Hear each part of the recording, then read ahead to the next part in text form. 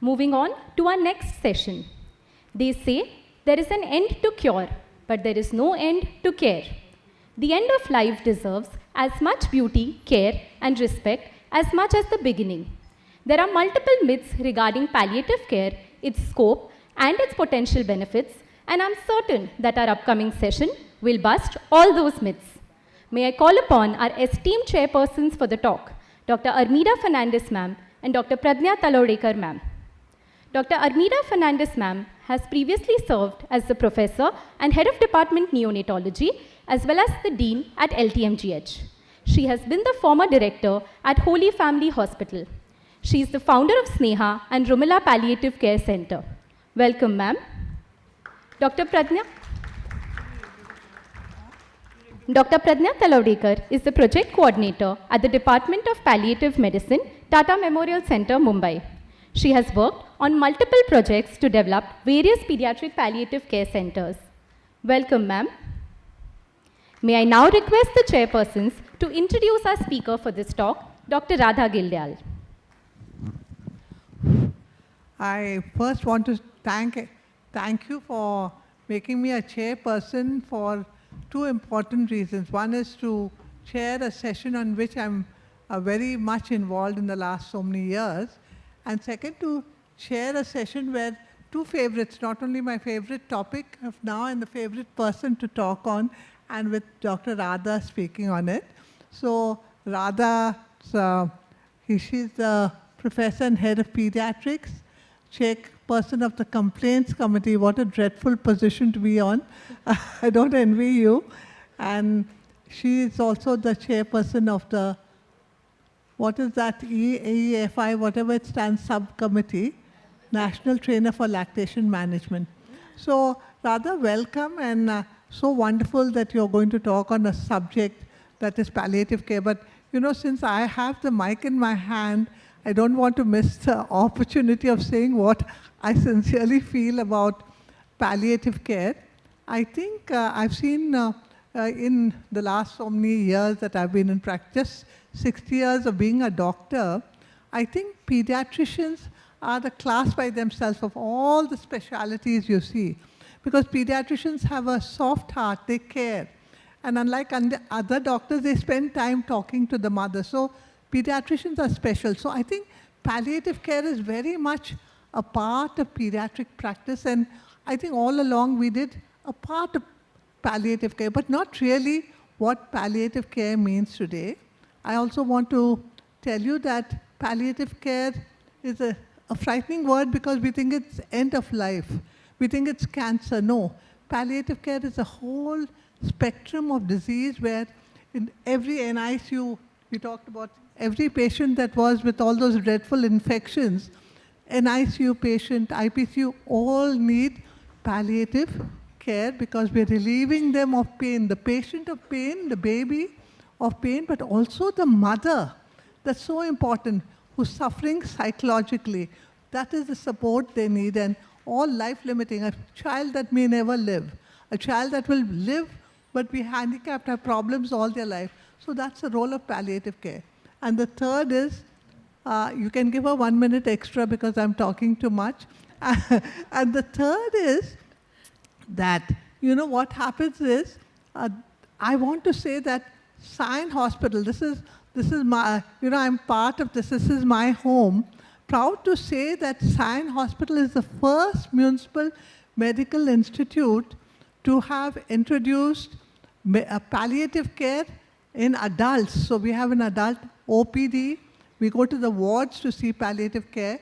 We have a pediatric palliative care, which Radha is so, you know, her meticulous way started, organized, and is functioning so well.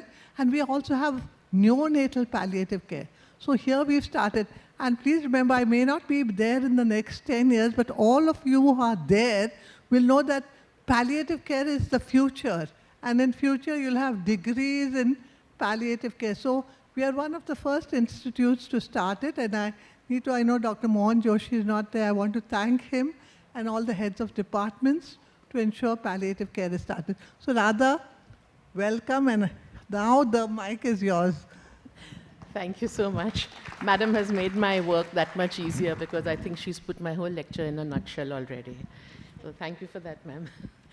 But yeah, good morning. And today we explore a subject that lies at the very heart of pediatric medicine, which is pediatric palliative care, where medical science meets compassion.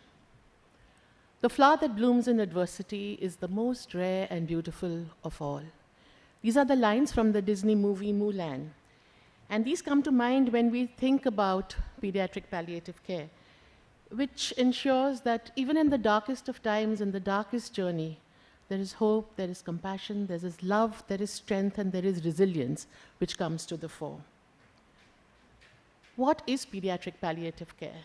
It is the active total care of a child's body, mind, and spirit, including family support, which starts at the diagnosis and continues throughout the child's life, regardless of whether or not they receive disease-modifying treatment. The goal being to improve the quality of life by easing the physical, the emotional, and the psychosocial distress. The team, it is totally a team-based approach. A multidisciplinary team is mandatory to deliver good palliative care, and we must remember that it is not a last resort. The essence of the definition lies in certain terms, one of them being total care, and the domains of suffering, which are the physical, which include disability, pain, treatment burdens, comorbidities, the psychological, the anxiety, the grief, the guilt, the spiritual, why me, what did I do wrong, the social, isolation, immobility, the financial burden. And suffering in one domain can cause suffering in all the domains. The importance of a multidisciplinary approach cannot be forgotten in this phase. And we must remember that the patient's family is an integral part of the care unit. As ma'am has already mentioned, there are so many myths associated with palliative care, not only with the common people, but even with doctors and pediatricians. Some of them being, palliative care is only meant for children who are near the end of life. No, it is at any point of diagnosis, regardless of the prognosis. It focuses on improving the quality of life throughout the illness. Only children with cancer are eligible for palliative care. No. Children with any serious, complex, life-threatening or life-limiting condition can benefit. Palliative care cannot be combined with active curative treatment. The truth is, palliative care is designed to run parallel to curative disease, with disease-modifying therapies also on in the initial phases. A referral to palliative care means the child will worsen or die.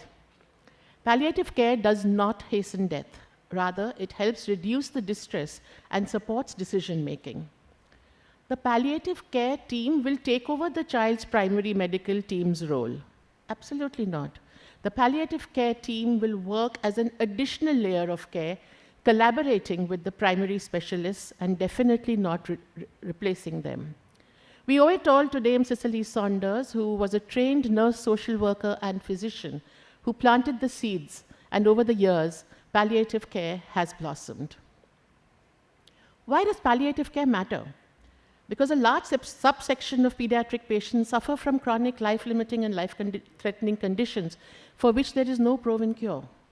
Pediatric patients are often unable to understand or express their pain and suffering, and the families feel so helpless and lost, unable to navigate the challenging path ahead, which leads them to either give up or move to their villages where the facilities are even more dismal.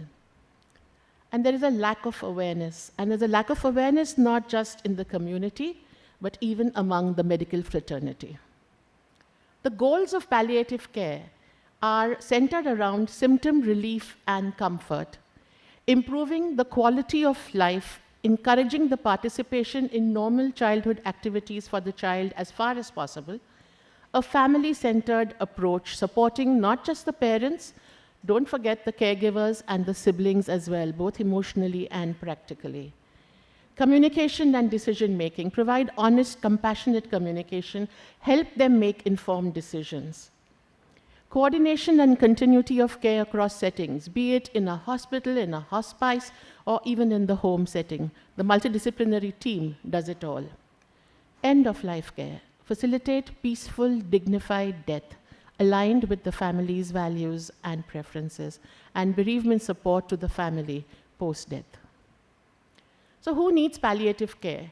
Most of our pediatric patients can be put under these 4 groups where curative treatment is available but may fail, like in cancer, complex congenital heart diseases, life-threatening conditions but treatable conditions like cystic fibrosis, hematological disorders, progressive conditions for where there is no cure, muscular dystrophies, chromosomal abnormalities, non-progressive conditions where the needs are complex, cerebral palsy, brain injuries, spinal cord injuries, etc.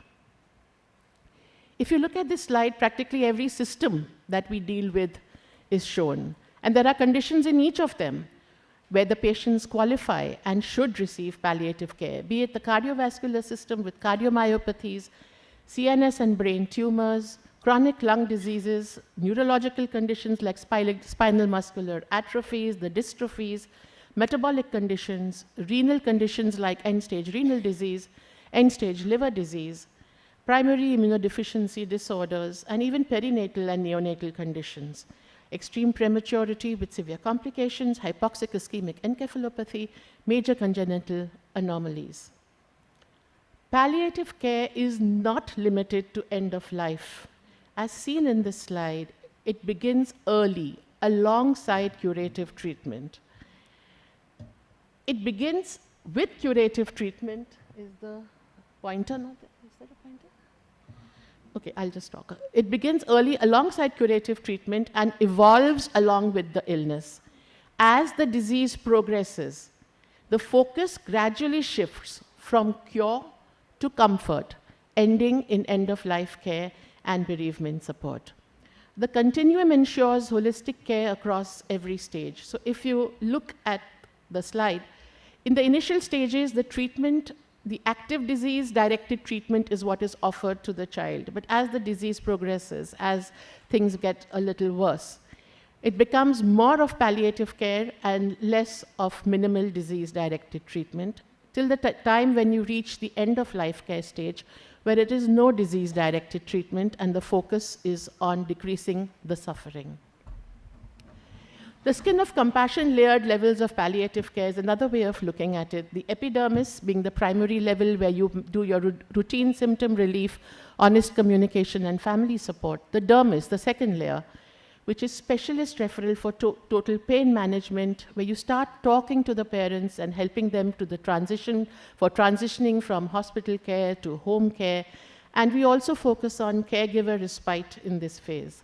And the hypodermis, the innermost, complex symptom management, all the ethical dilemmas, end-of-life care, advanced planning, bereavement support, etc. No single person can provide palliative care.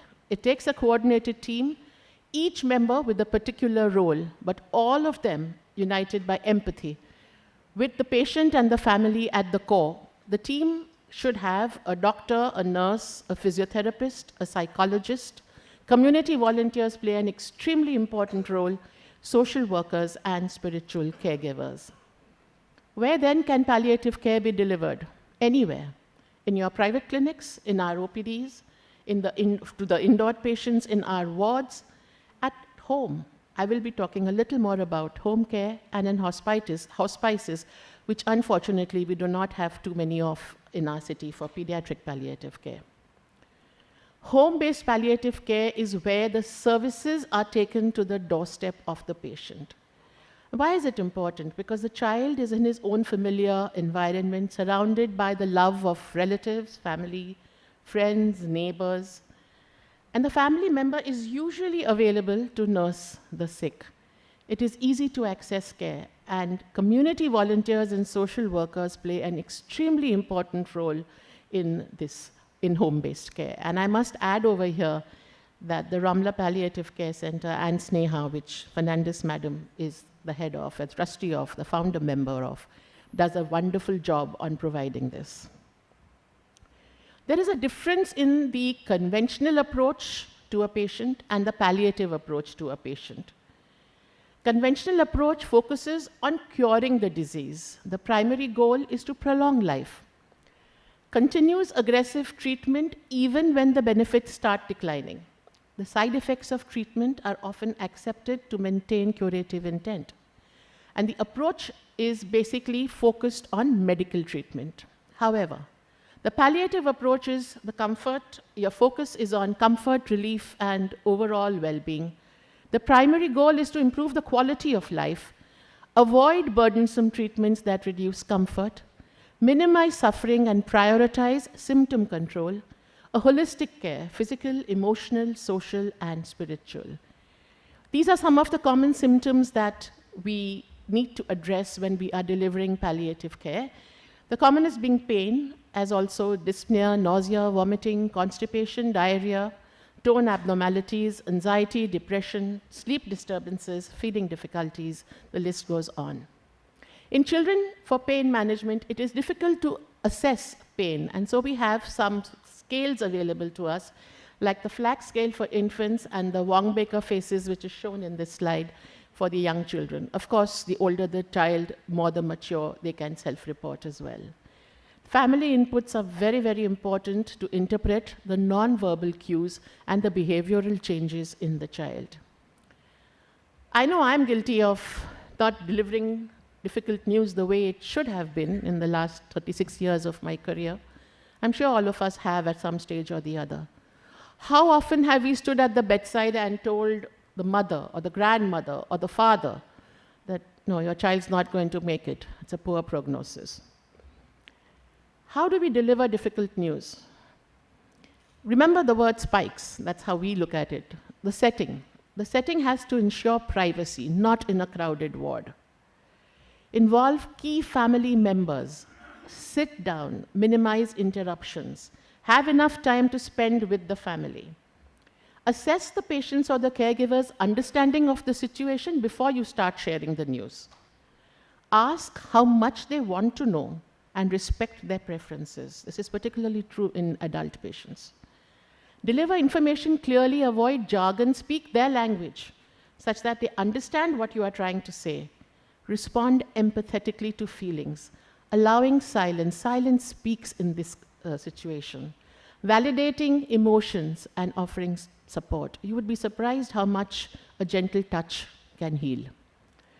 Outline the next steps, plan the future care, and summarize the discussion to ensure that the family has understood what you are trying to convey. Barriers to palliative care. Today's Times of India, this morning, I just had a look.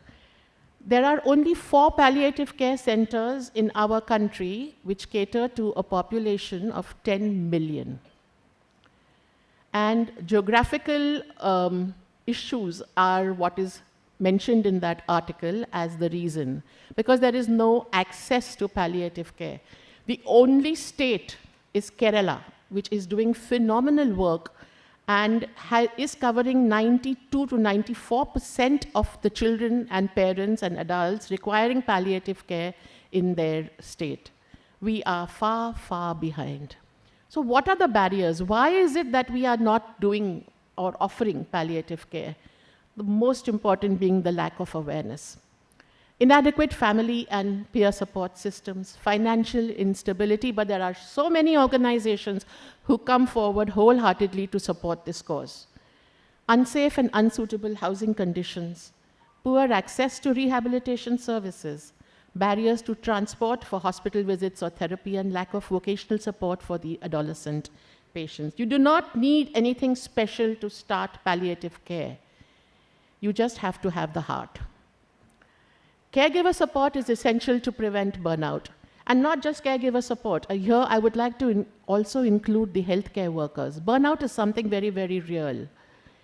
And we need to work towards helping the caregivers as well, with emotional and psychological support, respite and practical support, education and empowerment, bereavement and long-term support. We very often forget that there are other children in the family. All the focus when a child is suffering is directed to that child. What happens to the siblings? There are siblings who are younger, there are siblings who are older. Suddenly there's no focus on them at all. They are confused, they get distressed, they get depressed. And very often they show signs of anxiety, withdrawal, behavioral changes, school truancy. And this is not on. We need to include the siblings, depending on their maturity, of course, in the family rituals, in memory making, and in legacy activities. A child's death is amongst one of the most painful losses, and bereavement support centers on sharing thoughts and feelings. The palliative care team usually establishes a rapport with the family, and they should continue supporting that family and being there for that family, be it personal on phone call, home visits, individual visits, self-help, family group therapy, etc. To set up a palliative care service, you need to identify your needs, secure resources, location, staff, equipment, and investigations, form a multidisciplinary team and train them, develop protocols, build partnerships, provide home-based and tele-support care, documentation systems and review processes, and definitely set your outcome measures. The challenges being lack of awareness, limited trained staff, funding and policy gaps. Early integration is mandatory in chronic illnesses. Consistent communication has to be established. Addressing caregiver burnout and availability of opioids, that is something we still don't have access to despite all our efforts in the municipal corporation. Our story started in 2014 when Dr. Mamta Manglani madam, who is with us today, along with Dr. Mary Ann Mukadan madam and Dr. Pradnya, who is also our chairperson today, with Cherish Life and CPAA, started palliative care services in pediatrics. Along the way, things kind of slowed down, and it was last year that we relaunched our palliative care services with a new team in place, and Cipla Foundation has supported us in every way possible and has signed a 3-year MOU with us. So what we are offering is counseling, parent support groups, communication, medical support with airbeds, wheelchairs. We have these sessions in the OPD, this is in the picture, the first one is the one with the juvenile diabetics. We believe in our department, we live by the motto that life is meant to be celebrated.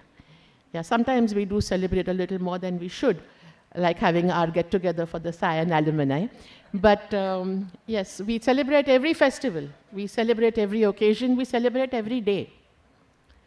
This year in Diwali, we got diyas from Kumbharwada, and we had a diya painting competition. We participated as well, so that is in the picture. Rakhi making and art and craft. We have a clown coming in, we have orchestras, we have a choreographer coming in for dance, and so many activities that just bring a smile, not just to the faces of our patients, but their relatives, their parents. We make them participate in our activities as well.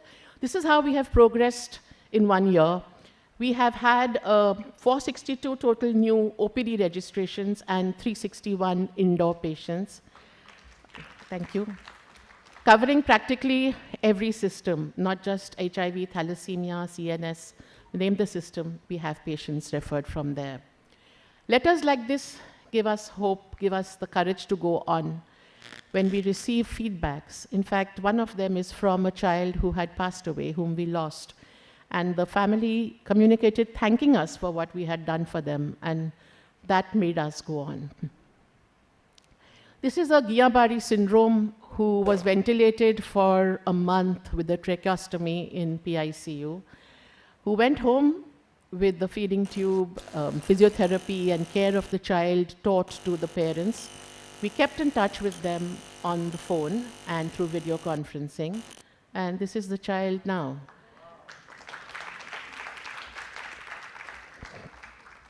So this is what palliative care can really do. So in pediatric palliative care, healing just isn't about medicines, it's about presence and peace. We walk with families through fear, fatigue, and uncertainty, offering safe spaces to feel. We gently prepare caregivers for home transition, easing the weight they carry with training and trust, and support comes in many forms for the child. Make-A-Wish Foundation plays a very big role in this.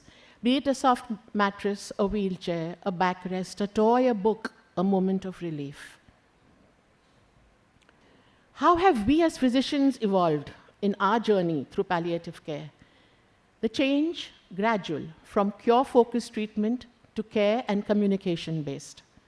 It has deepened our ability to witness and hold complex emotional bonds with families. Delivering difficult news has taught us the importance of silence, empathy, and reading nonverbal cues. We have realized that caregiver and physician burnout is very, very real.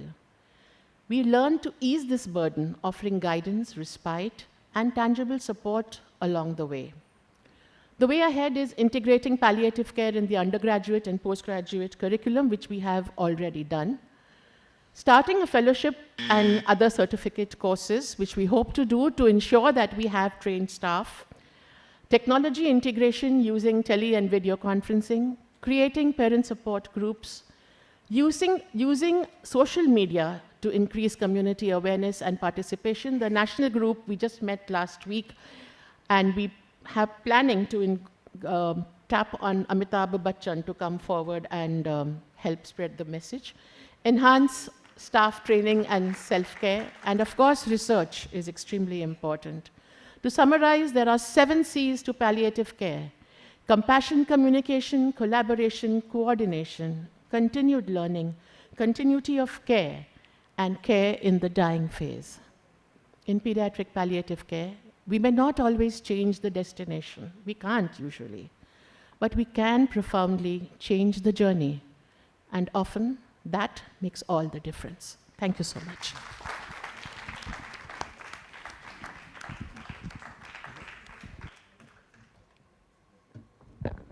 Thank you, ma'am, for again reaffirming why palliative care is the need of the hour today.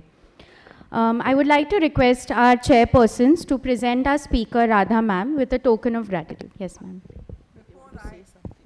Like I say, I have a mic. I want to say that if those who want to learn pediatric palliative care, 2 people here are responsible. Where is Bakul? Disappeared some. There, Bakul. You know, when he was the president, we started the basic palliative care training course through IAP.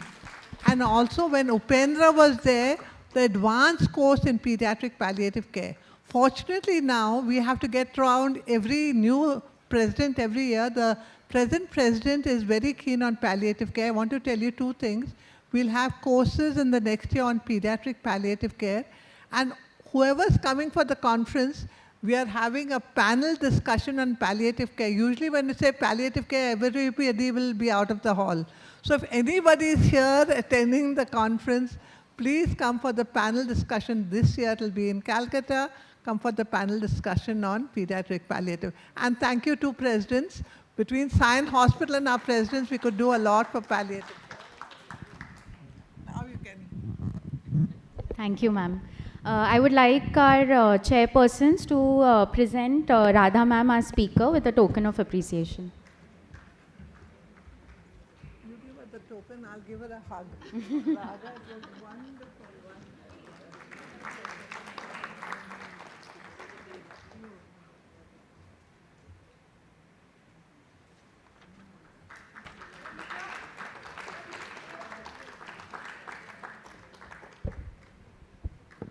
I would now like Dr. Sujata Sharma to present our chairpersons with a token of appreciation.